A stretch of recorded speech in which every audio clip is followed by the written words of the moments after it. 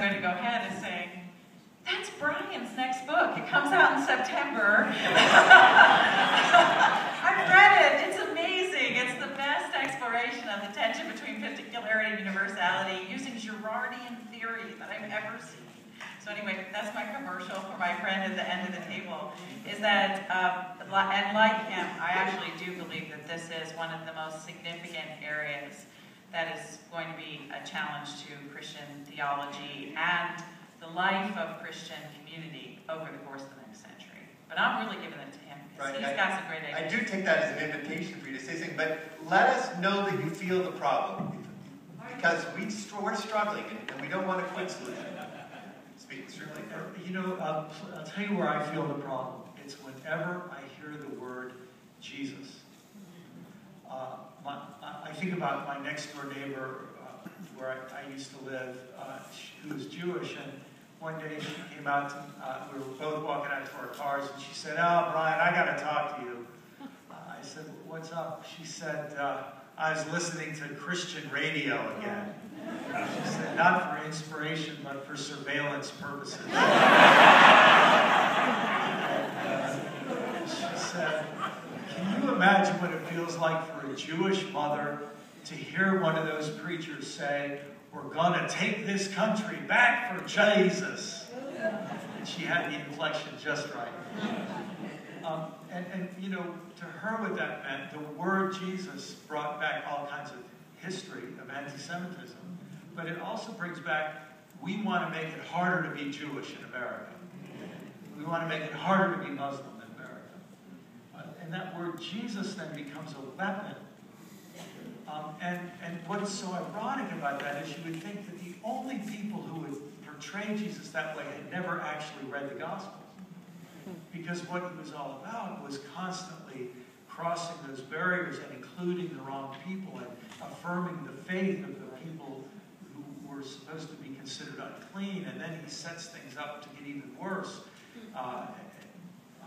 with this message of the kingdom of God that actually has room at the table for the wrong people and the unclean and the other and so on. So it's really, really a big problem, and it's not going to go away. And interestingly, that Muslims are having the same problem, Jews are having the same problem. We have and here's one of the things I talked about in this book that I just finished. You know how people always say the problem is our religious differences. We've got to emphasize the things we have in common. I've become convinced that the opposite is true. The problem is the one thing that we all have in common. And that is the tendency to build identity among us through hostility toward them.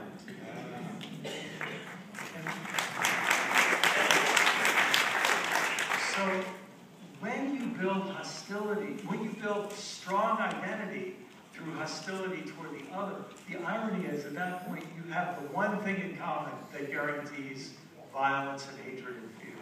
So the question comes, can you build a strong identity that is not based on hostility toward the other?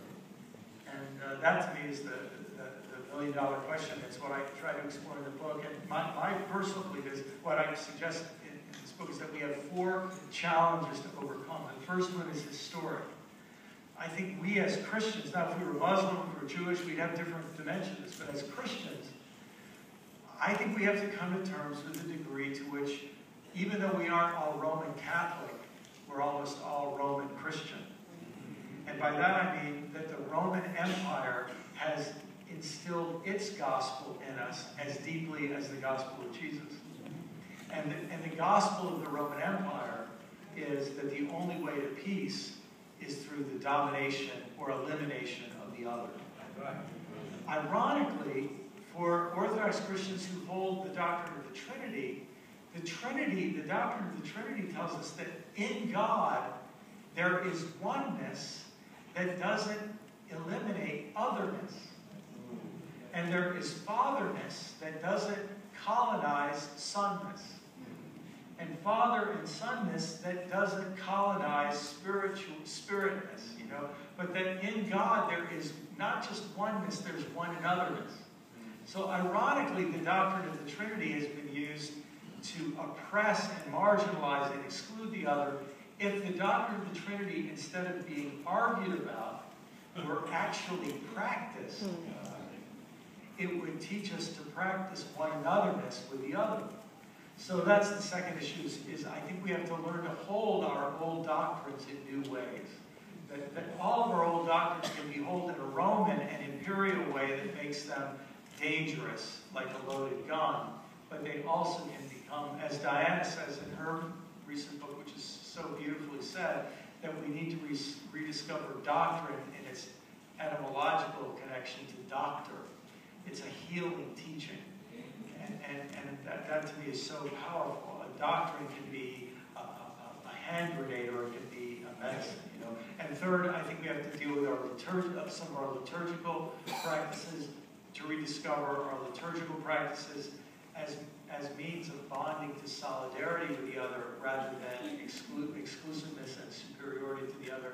And fourth is to rediscover mission as mission with and mission for the common good, not just the mission of the superior, sort of patronizingly to the inferior. Brian, one thing you said is so difficult that I want to push back, but let me let Mark